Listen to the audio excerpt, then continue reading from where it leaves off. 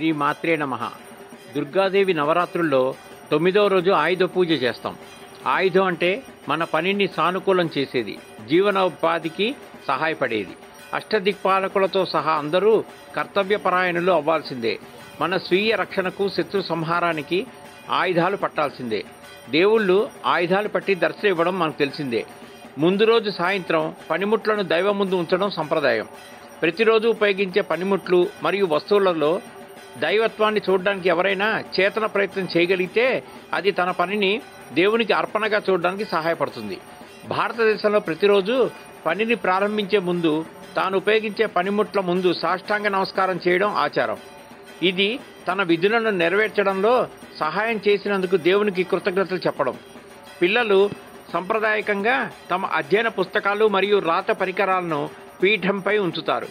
ఈ రోజున దైవ ధ్యానంలో రోజంతా గడపడానికి ఎటువంటి పని లేదా అధ్యయనం చేయరు. స్వస్తి.